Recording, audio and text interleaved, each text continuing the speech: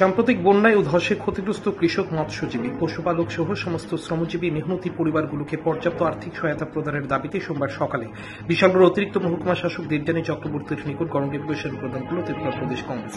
এই দিনের ডেপুটেশনে উপস্থিত ছিলেন প্রদেশ কংগ্রেস কমিটির সদস্য জয়দীপ রায় বর্মন, জেলা কংগ্রেস সভাপতি গোপীনাথ সাহা সহ জেলা এবং মহকুমা স্তরের সমস্ত কংগ্রেস কর্মীরা। প্রথমে বিশালগড় মহকুমা পুলিশ আধিকারিকের অফিসের সামনে থেকে মিছিলের মধ্য দিয়ে বিশালগড় মহকুমা শাসক অফিসে জমায়েত হলেন কংগ্রেস কর্মীরা।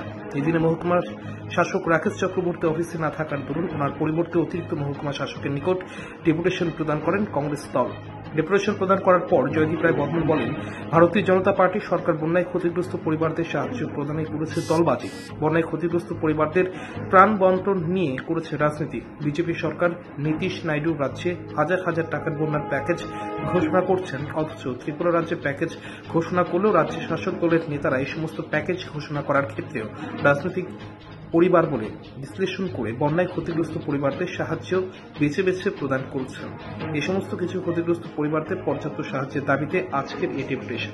মুখ্যমন্ত্রী যেখানে বলছেন স্বয়ং যে 15,000 কোটি টাকার ক্ষয়ক্ষতি হয়েছে, যদিও আসল ক্ষয়ক্ষতির ফিগার যদি আপনারা খোঁজ দেন অনেক বেশি, তো সেই জায়গাতে যেখানে অর্ধেক আবাদি বন্যার কবলে পড়েছে সেখানে আমাদের স্পেশাল রাজ্যের দরজা, যে দুর্যোগপূর্ণ প্রাকৃতিক দুর্যোগপূর্ণ রাজ্যের আখ্যা দেয়নি এবং প্যাকেজ আমরা পাইনি।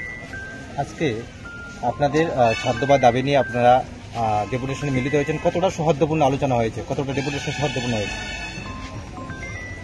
এসডিএম সাহেব বলেছেন যে তারা দেখছেন, তারা বিষয়টা নিয়ে আমরা একটা আরটিআইও করেছি। আমি বলে রাখতে চাই যে ওনারা কি ধরনের সাহায্য করেছেন, অর্থনৈতিক হোক কিংবা পুনর্বাসন ক্ষেত্রেই হোক, এসডিএম অফিস থেকে কিংবা লাইন ডিপার্টমেন্ট থেকে কি ধরনের সাহায্য সহায়তা সরকার থেকে করা হয়েছে বন্যা দুর্গতদের জন্য, সেটার আমরা একটা আরটিআই এর মাধ্যমে একটা তথ্য সংগ্রহ করার আবেদন আজকে করে গেছি।